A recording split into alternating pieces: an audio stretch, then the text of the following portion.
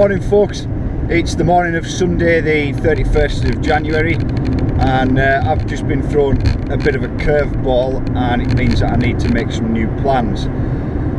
So this morning my wife said to me that she's planning on going to visit some family members for one of them is having an 18th birthday. First point being, damn, I remember when she was like a toddler. She's 18 now. It's a great way to start a Sunday morning, make you feel old. Well, she's about to turn 18. And then the second thing was, Sam told me that she's basically, they live down south, and that she's going to tie in this birthday party, this 18th, with a visit to a friend that she doesn't get to see very often because of the distance we live between each other. So she's going to be away for a week. Now, I was obviously I might have spoken to this about the last update that we did. I'm doing some cutting work, and I've been on with that, planning on bringing in some machinery. And one of the things I was thinking about trying to find a way to not tell Sam but talk to her about was what I was going to do about week one of the machinery being in, because the whole idea is to maximise the effectiveness of that and do as much work as I can, which would have meant some day and night shifts. Now, believe me, I've done those in the past, and as far as family life goes, pulling the day and night shifts during a 7-day hire it's quite disruptive. It's intrusive into family life, but you know, there's part of it that's like, well, it's got to be done. So I was trying to find a way of when might that be or even if that was the best thing to do, and when it might be. So I've just found out that actually she's heading away, so day and night shifts shouldn't be a problem. So I wasn't really completely sure whether that was going to be able to happen, so now I know that it is, and I know the date that's going on. So job number one is, come tomorrow morning, need to go and see the plant hire guys and book it in for that week. Job number two, that tells me that yes, I can maximise the hire time on it, and so I really need to think about what I can get done. Now, excuse me, the other day my youngest daughter was off school with earache, so I got caught up with a few bits and pieces, and one of those was to replan Beggar's Canyon. It needed updating from an old plan, so I've done that, and the thought was just to, with all the other jobs I've got going on, just to squeeze out one day of getting over to Beggar's Canyon and just moving the big logs that I can't really physically move by myself, just using the arm to move those out of the way. Now that kind of changes, not goes out the window, it just changes, because now I can possibly afford a little bit more time to it. So today is all about getting up there and deciding what's going on. The Beggar's Canyon is the one that I know that I just can't. If I try to get it ready for opening day, it's going to delay opening date, which I don't want to do. There's lots of questions about when opening date is. As soon as I have an absolute firm, definite, this is definitely the date I'm going for, which I do have, but I can't absolutely confirm it and know for sure. I'm not going to release the opening date. It is what it is. Don't worry, I will shout about it with plenty of time beforehand. I just need to things like this, like today, change. There's constant change happening all the time, and I just need to make sure that I'm on point with it. So what I think the best thing to do is, I will, at the end of the day, I will upload this vlog, and underneath it I will post in a comment, and I will share the plan of Beggar's Canyon with you all, or my latest updated plan of it. Then you can have a look on the plan and refer back to the work that I'm doing today, and see about some of the decisions that I need to make, and we'll go from there.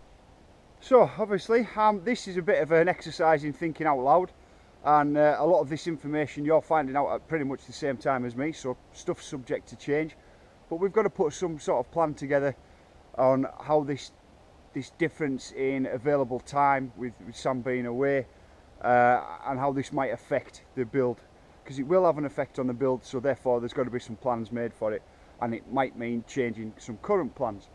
So we're up here at the top of the area that I've got marked for the front of the entrance into Beggar's Canyon.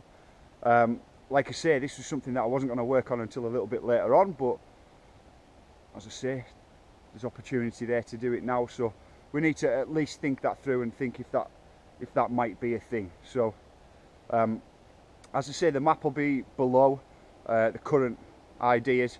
You can have a scout through below, but I'll show you through kind of what goes on and talk it through with you as I'm making some decisions. So I'm not completely sure how well this is showing up, but we're at the top here, this kind of entrance area into what will be a step down in straight into a table. So first of all, we need to decide on that one. So thoughts being to get rid of these two little things here and enter in this way. So obviously these are looking a bit ratty, and cut them down through. Just lost my hat.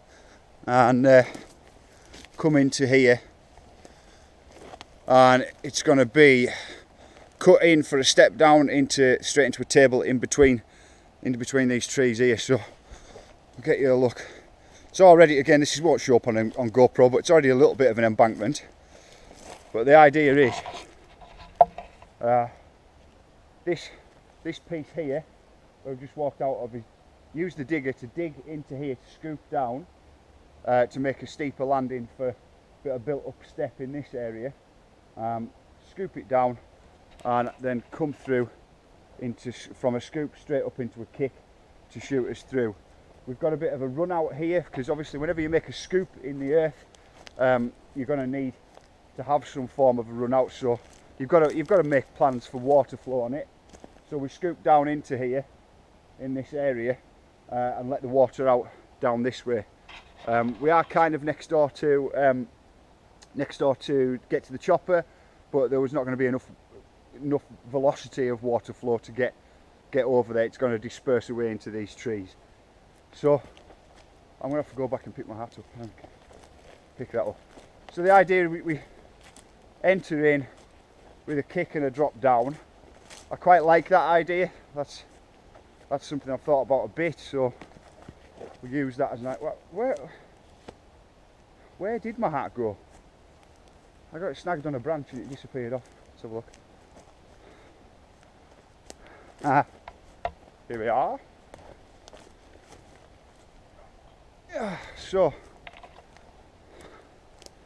where was I before I'm rudely interrupted? So yeah, come out of this top bit up here, cut these out.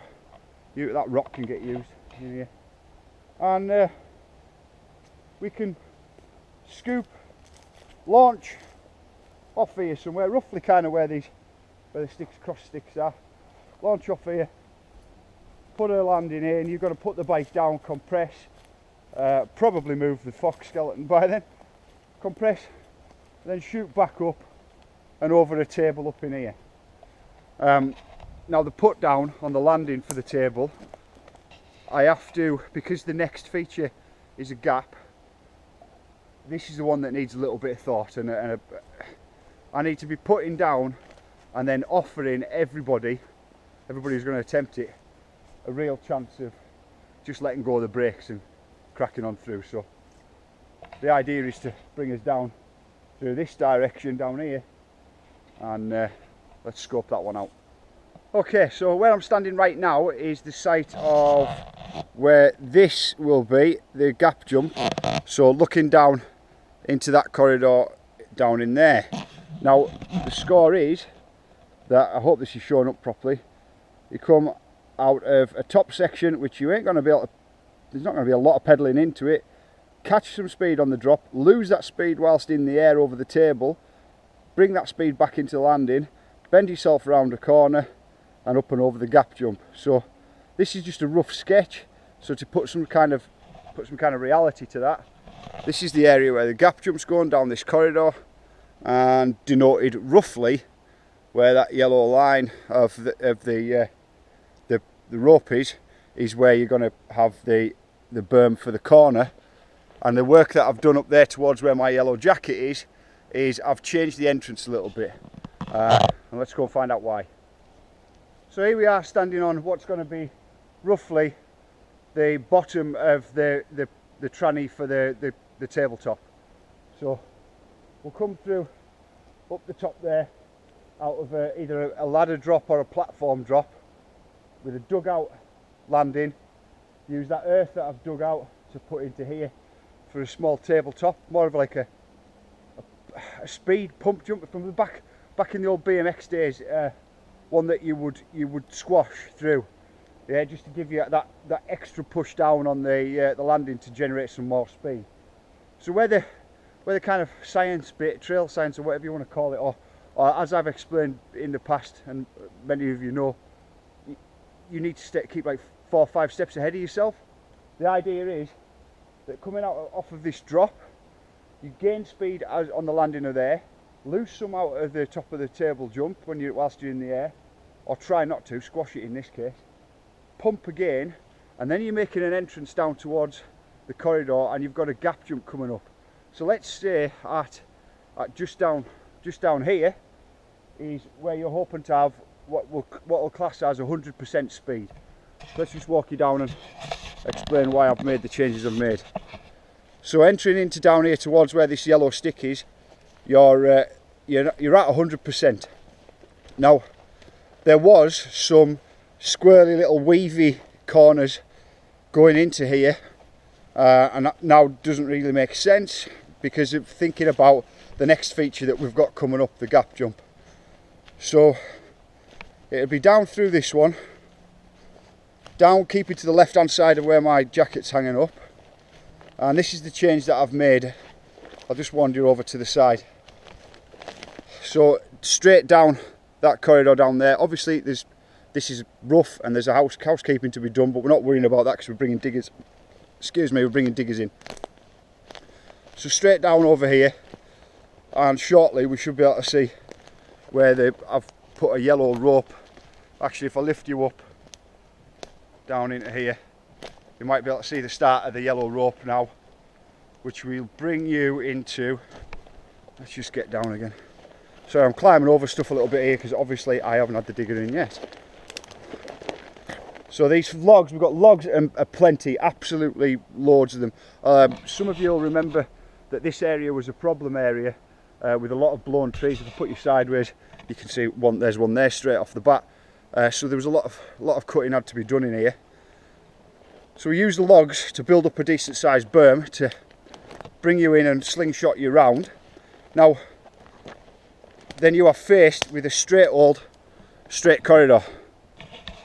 Now the score on that is, if up there is 100% speed, we have to guess that roughly you're going to lose 25% in the corner. So whatever you've gained up there at 100%, you need to know that you can clear this gap with only 75% of that speed. And that's the theory on this one. So that's how I need to approach and build this gap. So that's this top section sorted. Let's move down into the next bit.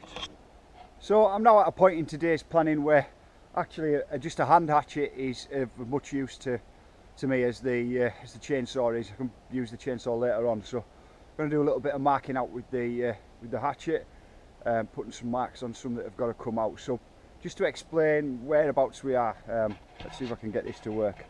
I am stood on this corner area round here, between these, well not between, just before these two trees here. I don't even know if that's showing up, hopefully it is. So behind me I have the exit from the gap jump, which is in that direction up there. Try and lift you up a little bit. and that will bring you into this corner here, where if you can see where between where the hatchet is and the orange stripe on the tree there, and this big fat log that's been cut here. I'll just try and get that going again.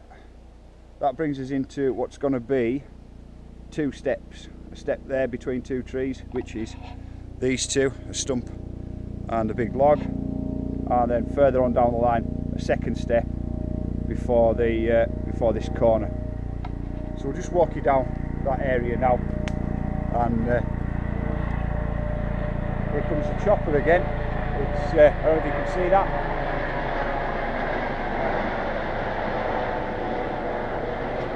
That's our guys at the air ambulance service doing a fantastic job, and again, I've said this before, but they quite regularly come over here. They must use this as a route to get back to Langlathby, I think, and that's why Get to the Chopper has got the name Get to the Chopper. So let's grab the hatchet and walk you down this way. One thing I've learned about when I've been doing this is no matter how much mess you make with the saw and the hand tools, bringing in a small machine can tidy it right up in no time at all. So that's why I'm not particularly worried about what I've dropped down in here. Let's just get you a walk through. So this big log here is going to get moved around, positioned in between these 2 trees. Probably I marked that at that height because that's probably at what height I want to do it. So you come out of the corner, step off and point yourself down into here. Obviously going to look a lot different when we're cleared. Let's climb you through. Again, this was the same area of concern where the blown trees were. Let's climb through. As you can see, I mean, look at the roots on that one, and look where it's pointing. It's messed up. I don't know and the roots on that one as well, actually, they're all lifted back. I don't know whether the soil's thin here and the sandstone is close to the surface, and that's why they haven't been able to get a grip. It's hard to tell.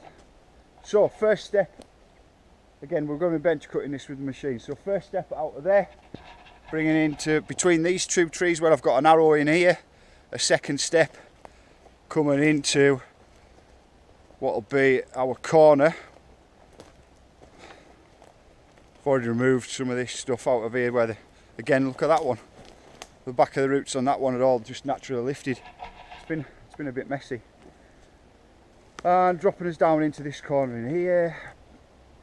Tidied this up with the digger, and I don't know whether you can see that, but I have already started to mark with the orange dots our next cut across through. So the next cut across through does come to another feature, and the idea now is to use the hatchet to mark up trees and mark up areas about where that feature is going to go. Right, well, the aim of today is purely so that tomorrow's saw work can be completely uninterrupted. Make all my decisions today about where it's going, and then review them tonight while I'm working, and then tomorrow I just crack on and I can make my cuts, and I'm not stopping every 10 minutes second guessing myself and oh, where should this go. So you know, it's about maximising time, and we're currently stood on, again, I'm not sure if this is showing up even, but we'll come out of 2 steps up in there, and we're currently stood on this corner in over here, so moving towards a step down. Now I'm absolutely dreaming if I believe that GoPro's going to show up any changes in elevation, but this next cut across here, although it does traverse across, it goes down too, so it also loses a bit of elevation, which when building a step down and you're going to dig out the bottom of the step, raise up the top bit and dig out the bottom of the step, the change in elevation is exactly what you want to help you out. So the idea is, let's see if I can walk you through on this one. Cut through on these ones. Do you know what, let's just walk around instead of pushing our way through. Cut through on these ones, and I've got some orange marks on trees from previously where I've decided that we're going to make some room, and this line here would be our raised up bit for the step down. So utilising this tree here and that tree there, as our base to go across. We bench cut our way in, down through here, using the machine to do that, and then heading on down. So this actual tree we're looking at now won't even be there. And we'll build this across and then dig out in here in this messy bit, once I've got it cut, dig a bench cut out of this and a landing and drop some elevation down and head us back down. And if I don't know if you can see where the other ones have been, I have to do a bit of climbing. Heading back down, bench cutting this section out of here towards our next corner, which is down below us. I'm sure that you're not going to be able to see the orange dots that are on that tree down there, but it's trying to explain that as we come down and traverse and crisscross in that S shape that I've got in my plan, we're losing elevation all the time, so hopefully keeping speed as we go around all the time. So that'll pump us out on that other side of that corner. I don't know if you can see the fly out of the it's like a hipped fly out that I've built there, that's going to be on what was GDH1. So let's make the decision about the next section. So this next section was the section that it was giving me most grief while I was trying to plan this out. It's on an area where there's a bit of a drop off in the lay of the land, and it comes down steeper.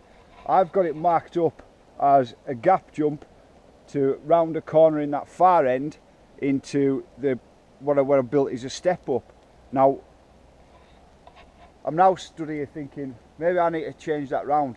Maybe the step up needs to be the one that heads down that way, to use the embankment to cut down deep into and sort of bend yourself back up that way and step up and in. Probably haven't explained that very well, but the way the contour of the land sort of suggests that I use this that way. So anyway, let's go and investigate it, because you know, it's these sort of things that you don't want to get wrong at the moment. And what it would do was, originally it would, on the original plan that I made, it would send us down out of a corner around here, so like, yeah, where my hatchet is, and send us down this next part here, which is a bit of really leany trees that I'm going to have to just fight my way through and cut. So let's just get in the middle of that and have a look and see what the lay of that land is. Yeah, so here we are in the middle of it, and I don't know if this is going to point out, again, GoPro issues, but up on the top of the ridge line there is where you've come over for the step down, and it's up there where you come out of the corner, and you lose quite a lot of elevation over just the way that this embankment comes down. So part of me is thinking that I utilise that steep drop to be able to cut downwards into here and bring myself back, bend back up again into the embankment, therefore to allow the step up. Probably haven't explained that very well, but it's just the way that it's looking to me at the moment, and it speaks step up here rather than gap, and put gap in further down. At the end of the day, making these kind of plans at home and doing it from kind of remembering just isn't the same as actually being here. So it's obviously a useful exercise today, but I'm going to have to ponder on that one tonight, because I just think using the machine to bench this bit out, and once you get this fallen stuff cut and coming down this way where these ones are, and so pointing down in that direction, you're losing elevation all the time, and sort of cutting down into the embankment down in here, making like a deeper cut with the digger, and then pointing almost round and up a bit again, and to build this area up would then get you a step up and a kind of landing round in here somewhere, and pointing down towards the corner out of there.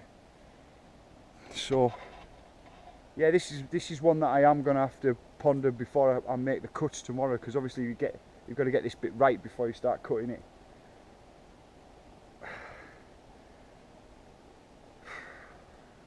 I kind of knew this was going to happen. It doesn't matter, Ben, you'll get it thought through. Right, I've taken 5 minutes to have a little word with myself, so to speak, and actually on this track the step up is a feature that I really want to see.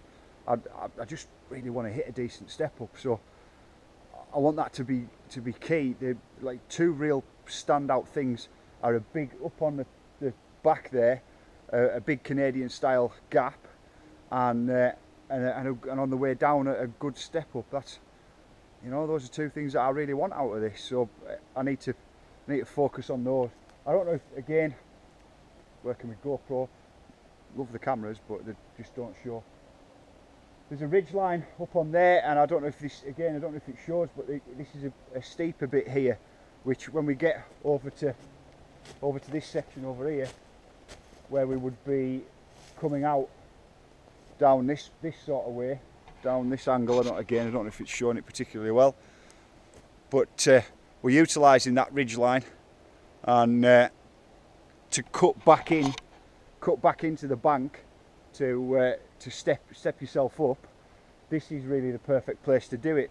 On the map that I drew for myself originally, the updated version, I put a gap in here, and I just don't think that's the place for it.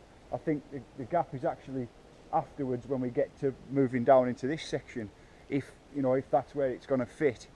So I still want to finish on a step down to come out, but this section I just need to probably take some of this evening to have a bit of a think through. And again, another use for a video like this is it helps me to re-watch it and look through it, and helps me to make that decision. As I say, I'm really kind of set on the idea of tomorrow just using the saw and not being distracted, having a clear vision of what I need to do, and just crack on and cut. Because this is one track, and there are lots of other jobs that I need to do before these machines come in, and when the machines come in, I don't want to be stopping to get the saw out again. I just want to crack on with the machines, so it's making sure that I get this bit right now. Anyway, let's have a bit of a review of where the step down towards the finish goes. So where I'm stood right now is on this bottom corner, just in front of where I want to put the step down. We'll be coming out of this section. You can see there's already some orange marks on the trees, and I don't know if you can see, but there's an orange line on the bottom of that tree, meaning that the corner round and in is coming to this side of that line. That tree's not getting cut, it's just coming back. This one is, obviously, and so those through there. And there's a drop in, again, I don't know if this is shown on GoPro, but there's a drop in elevation between where I'm standing now and my yellow jacket at the bottom. Now the idea is to come down and ride to the left hand side of where my yellow jacket is. I'll walk you down there now, but this section to be a build up, possibly a platform out this way, and then dig this other bit out. So as I drop down, again, it's GoPro, so I'm kind of fingers crossed and hope for the best to show as to what it is. But we lose quite a lot of height, and again, that was one of the thoughts in making a step down. So from where that line is, again, that's not going to show, but the line is on the orange tree. Dig that embankment out and bring you down into this section where I've got three orange circles on those three trees, because those are coming out, and you'll head down and down into the very bottom there. So making this our step out, step down, whichever way the shape brings it in, when I'm using the bucket to kind of face myself against this banking, and in here and reaching out with the bucket and digging this stuff out and dragging it back in from when these trees are cut tomorrow to the landing. So the finish is going to stay the same. Still want to do that with that step down and then head out at an angle down in through there and then round the corner down towards the end. What I need to really get my head around is what am I going to do about where the that gap and step up is, and I think there's probably going to be some changes made. So useful. Great. Should the idea to get out of this is to be able to just cut tomorrow, and now's the time to do a bit more planning, and we'll crack on. Anyway, probably quite a long video by the time I get all this edited through, but I hope this that gives you some sort of insights into how these tracks are born. I think it's going to be a lot more interesting when we get a year down the line from this to look back at what will be a big track here, to look back on a video that shows that actually there wasn't anything here at all. It'll be interesting for me. And thanks very much for your time, and thanks very much for your continued support. I'll catch up with you guys shortly.